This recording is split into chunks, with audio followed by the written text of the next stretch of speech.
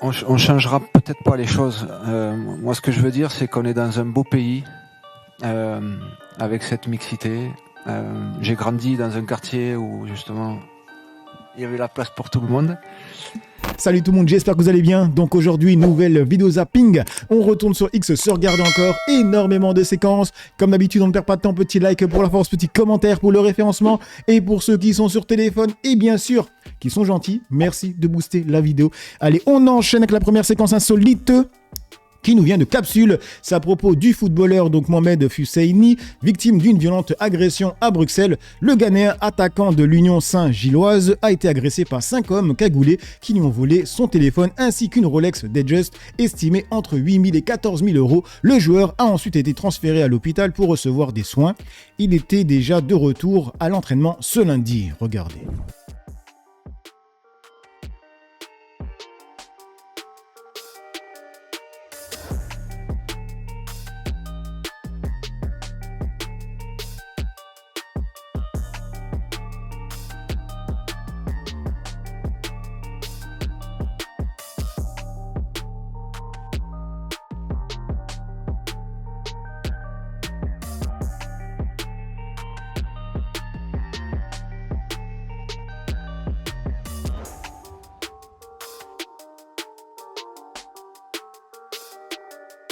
Et du coup, que répondent les internautes? Ils seront tous relâchés à peine arrêtés. Leur mère doit être fière d'eux.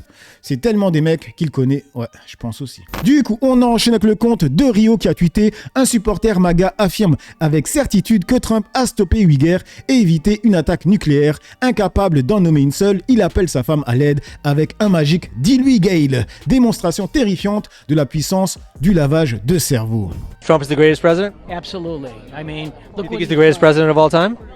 Oh, I think absolutely he's the greatest president. I mean, look at he's brought all these wars to an end, 8 wars in there, and he's protecting our country from being nuked.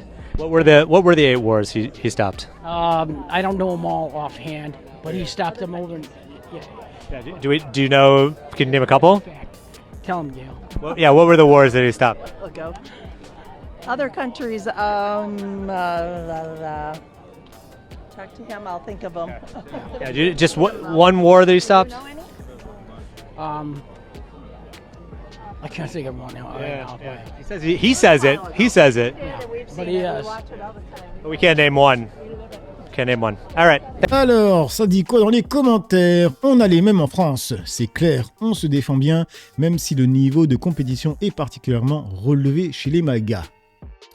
Du coup, on enchaîne avec YouTube Replays, encore avec Ragnard et Thibaut InShape. Cette fois, Ragnard parle des maires de gauche hypocrites juste pour attirer les musulmans. Écoutez. Comme les maires de gauche, par exemple, qui viennent dans les quartiers en France. Ah, Et ils arrivent, ils font genre, oui, bonne fête de l'Aïd. Ils vont avec les imams et tout ça pour en fait obtenir les voix des musulmans. c'est que de l'image, ouais. Alors qu'ils s'en battent les couilles. tu Ouais, vois. ouais, bah C'est comme là, maintenant, ils sont tous. Après, je dis pas qu'il n'y en a pas des engagés, il y a Ouais. des engagés, hein. Mais la plupart maintenant, ils servent de ce qui se passe par exemple en Palestine. Et ils savent que ça touche les musulmans. Donc ils se font une espèce de propagande où ils sont à fond là-dedans. Ouais, ouais. Au Gaza, mais alors qu'en vrai, de vrai, Oui, ce qui les intéresse, c'est de prendre les voix des musulmans. bien sûr. tu vois. Ouais, Et les musulmans, ils sont dans le truc. Tu vois. Ah ouais, ils s'intéressent à nous parce que ouais, t'as envie d'aller vers les gens qui te soutiennent et c'est tout. pareil pour l'extrême droite. Ils vont Ouais. voir qu'il y a des gens qui sont pauvres, qui n'ont pas une thune, qui souffrent. Ouais, Et ben en fait, ils vont faire quoi? Ils vont laisser ces gens-là, Ça leur va. dire, regardez, si votre situation c'est celle-là, c'est parce qu'il y a le vilain maghrébin là-bas qui a fait ouais, ça. ouais. Alors qu'en vrai, le maghrébin et le campagnard et le noir et le chinois, Ouais, c'est tous pareil. Ouais, bien sûr. C'est la galère pour tout le monde. Ouais, ouais. Donc ils servent de la misère des gens pour mettre en valeur leur Bien truc. Et que dit le peuple dans les commentaires? Je suis musulman, il a raison, on nous utilise que pour des fins privées. Il est passé extrême droite, ce FDP. Il a raison, pourquoi LFI parle jamais de l'Ukraine, toujours la Palestine. Il a raison les muses, vous êtes cons, vous devriez soutenir les maires qui passent leur campagne à parler du voile et de l'immigration pour sous-entendre que vous n'êtes pas les bienvenus. Et les maires de gauche, soyez normaux, arrêtez d'avoir un comportement raccord avec vos idées. Ragnard, il est d'extrême droite, tout le monde le sait dans le milieu. D'ailleurs, depuis qu'il a fait certaines sorties, plus personne ne le calcule à part GMK. Du coup, on enchaîne avec le compte de Alerte Info. Alors hier, je vous ai partagé cette vidéo avec Pascal le grand frère qui s'est embrouillé avec un jeune et je pense que le jeune a porté plainte parce que c'est marqué l'éducateur Pascal Swantes, alias Pascal le grand frère, est visé par une plainte pour violence sur mineur après avoir repoussé un jeune homme qui a tenté de l'étrangler. Wesh, il s'amuse, c'est Pascal le petit frère qui est là maintenant.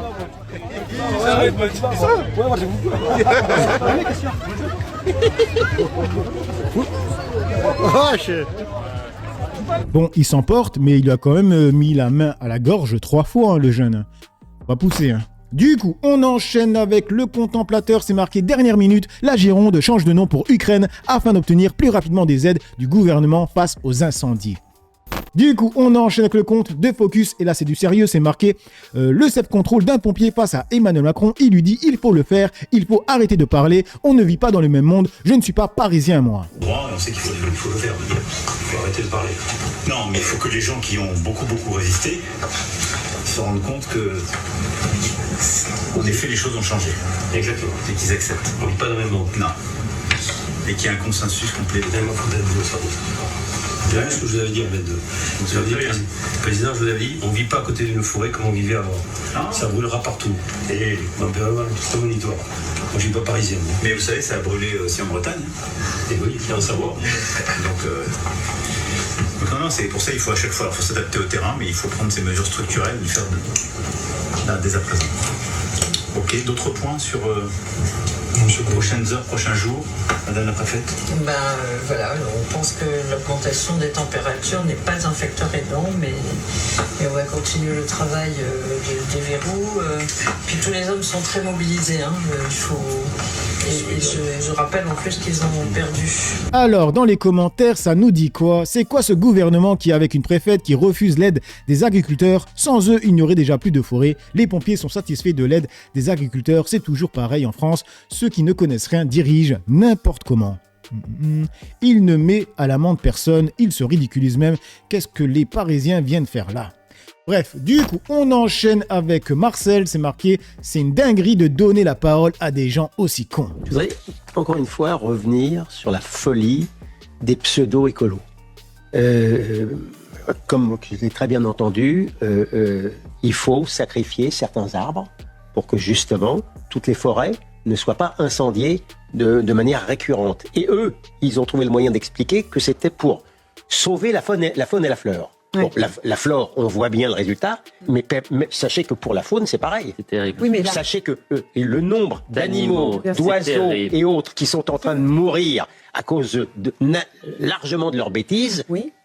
Voilà, mais là, une nouvelle fois, la crise, cette crise-là et de cette ampleur-là, montre bien à quel point l'idéologie pseudo-écologiste est complètement antinomique avec le combat qui est à mener. C'est ça. Si effectivement, aujourd'hui, le combat le plus écologiste, c'est justement celui qui consiste à éviter les feux de forêt. Parce que, je rappelle juste, le méga feu du Canada en 2023, son empreinte carbone, elle est supérieure à l'empreinte carbone du trafic aérien mondial pendant un an.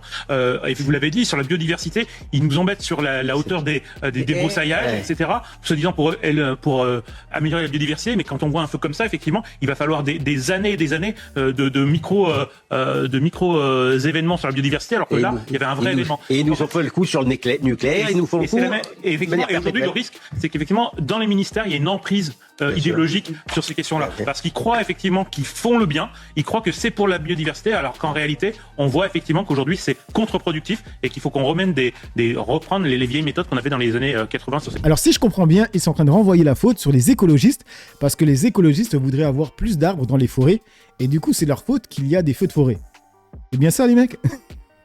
Alors, dans les commentaires, Jeffrey Epstein qui nous dit « C'est une dinguerie qu'il existe des gens aussi cons et désespérés pour regarder cette chaîne de fachos qui ne promeut que la haine des musulmans. Triste, ils ont mis des caméras au balto à 10h du matin. C'est un nouveau concept de CNews. Il y a d'ailleurs un concours entre eux pour savoir qui sera le plus teubé. » Et on enchaîne avec le compte de Chris, Reine Margot. Donc c'est marqué « Après des jours à se battre aux côtés des pompiers pour protéger leurs terres et leurs villages, nos agriculteurs auraient reçu l'ordre de quitter les lieux sur décision de la sous-préfète. La maire de Seyon se rebiffe dans le Var. Au top. » C'est chez eux, ils ont envie de continuer de le faire. C'est ce qu'ils m'expriment, ça vient de m'être dit à l'oreille, parce que peut-être qu'ils n'osent pas s'exprimer de même. Moi je suis aussi le relais de ce qu'ils pensent, vous voyez. Si demain le feu est à Seyon, je touche du bois que ça n'arrive pas, c'était 2017 chez nous. Ils seront les bienvenus chez moi, vous me connaissez. Et si le préfet donne une injonction à savoir qu'à Seyon, il veut personne, Mais je serai maître chez moi et pas le préfet. Parce que je suis pas un agent d'État, je suis un élu du territoire. Et ils le savent tous. Chez moi, le maître sera le maire, pas le préfet.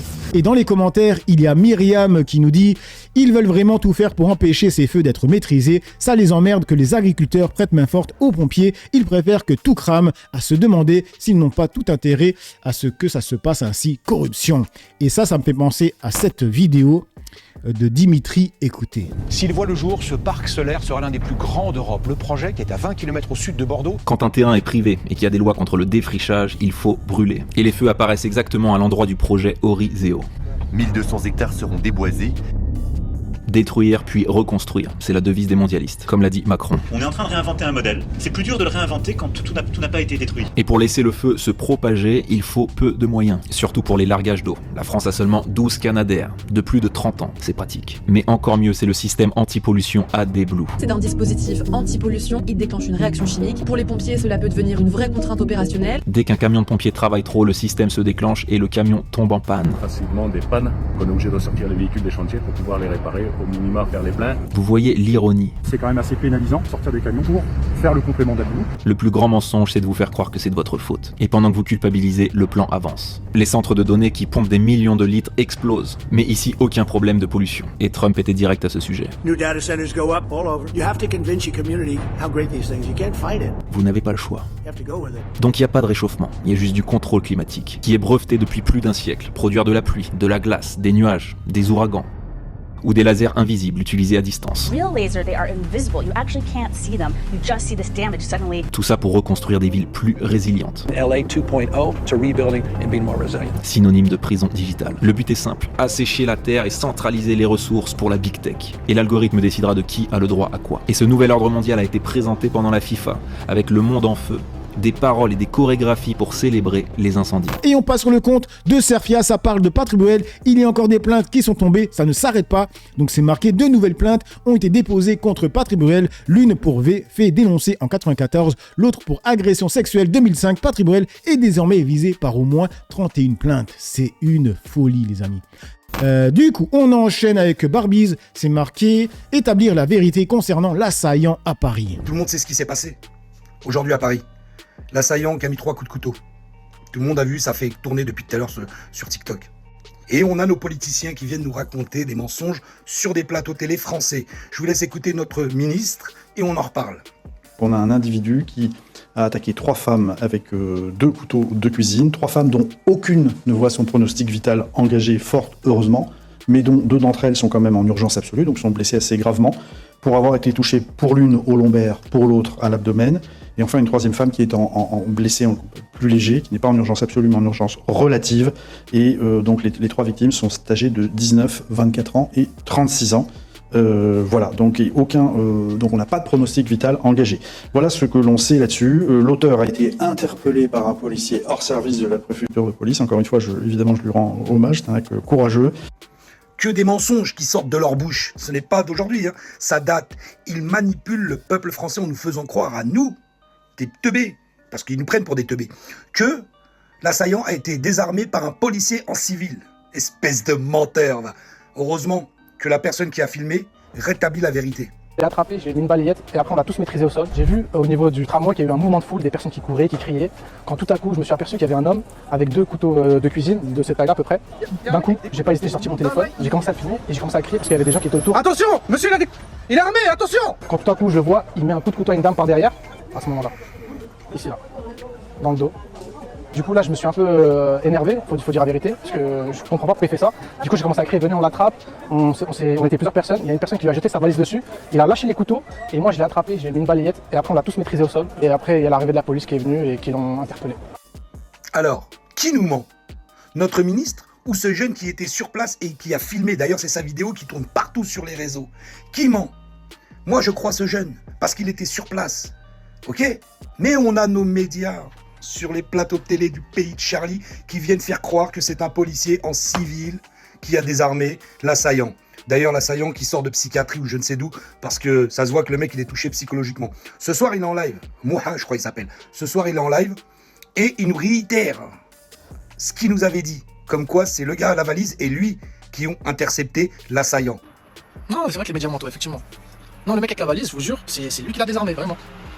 Moi, je suis pas là pour me jeter des fleurs. Non, moi, je dis la vérité. Vraiment, je dis vraiment uniquement la vérité. C'est le mec, la valise, qui a jeté sa valise sur lui, qui l'a désarmé. Moi, je suis venu en deuxième temps, j'ai attrapé, je l'ai balayé. Donc voilà où on en est, les amis. Je sais pas si c'est pour redorer le blason de la police que le ministre nous dit que c'est un policier qui l'a désarmé. C'est faux. C'est faux. Ce jeune homme mérite une médaille avec l'autre qui a jeté la valise. Donc les amis, faites tourner la vidéo au maximum. Si vous n'êtes pas abonné, n'hésitez pas, abonnez-vous. À bon entendeur. Alors, dans les commentaires, ça nous dit quoi? Ce qui dérange, c'est que le peuple commence à se défendre. Samuel qui nous dit « Bon, l'essentiel, c'est que ce trou du cul a été maîtrisé. Le reste, c'est secondaire. Certainement, dans le groupe, il y avait un policier hors service et il a dû faire son rapport. » Alors lui, en fait, c'est le genre de personne à qui on peut mentir les yeux dans les yeux. Et même on lui dit qu'on a menti, ça lui pose pas de problème. C'est une dinguerie. Et on enchaîne avec le compte de Youssef Akira, c'est marqué « Et on s'en fout, on n'aime pas les B ». Voici ce que la banalisation de la haine et du racisme entretenu par l'extrême droite provoque comme comportement.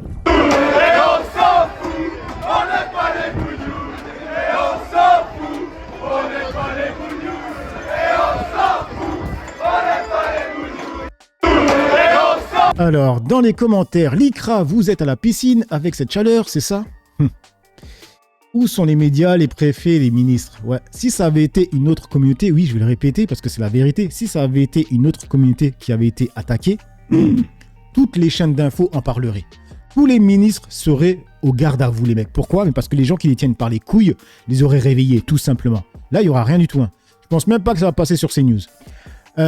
Du coup, on enchaîne avec Ilan Gabès avec Zinedine Zidane qui appelle à combattre le racisme en France. La première question par rapport au racisme, on changera peut-être pas les choses. Moi, ce que je veux dire, c'est qu'on est dans un beau pays avec cette mixité. J'ai grandi dans un quartier où justement il y avait la place pour tout le monde. Et ma vie, c'est celle-là. Donc, c'est de pouvoir échanger avec tout le monde. Nous sommes tous des êtres humains et donc, j'espère, et il faut combattre, en fait, en tous les cas, le racisme. C'est ce qu'on essaye tous de faire à sa manière. Donc ça, c'est pour la première question. Et on termine avec le compte de Kunta Vanakinte qui a tweeté « J'apprends ce soir, via la chaîne de propagande d'Israël I24 News, que la France, pourtant membre de la CPI, a laissé le criminel de guerre Benjamin Netanyahou, visé par un mandat d'arrêt, survoler son territoire hier pendant qu'il se rendait aux États-Unis. La honte. » La France a autorisé le survol de son territoire par l'avion de Benjamin Netanyahou, selon une source diplomatique au Quai d'Orsay. Anna Paptachvili, bonsoir, on vous retrouve depuis nos studios parisiens. Une décision... Ça, ils en parlent pas sur TF1, M6, CNews, BFM, Europe 1. Ils se gardent bien de le dire. Hein. Alors que la France est membre de la Cour pénale internationale et malgré le mandat d'arrêt contre le Premier ministre israélien. Bonsoir, oui, absolument. La France a autorisé le survol de son territoire pour le vol du Premier ministre israélien vers les États-Unis. Cet appareil, appelé L2 Sion, qui est l'équivalent israélien de l'Air Force One, a emprunté donc l'espace aérien de pays européens membres de la Cour pénale internationale, comme la Grèce, l'Italie ou encore la France. Et c'est ça qui suscite l'attention en raison du mandat d'arrêt qui a été émis par la CPI à l'encontre donc du Premier ministre israélien. Néanmoins, les autorités de ces pays invoquent généralement le principe d'immunité des dirigeants. En tout cas, en septembre 2025, l'avion de Benjamin Netanyahou avait contourné plusieurs pays d'Europe centrale et du Nord pour se rendre à l'Assemblée générale de l'ONU aux États-Unis, donc à New York. Et la France avait approuvé le survol de son avion, mais justement l'appareil avait évité le territoire français passant par Gibraltar. Waouh!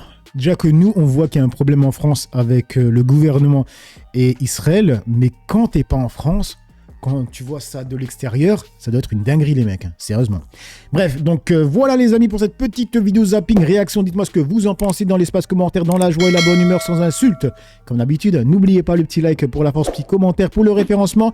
Moi j'ai assez parlé pour le peu que j'ai parlé, à vous d'écrire. Ciao tout le monde.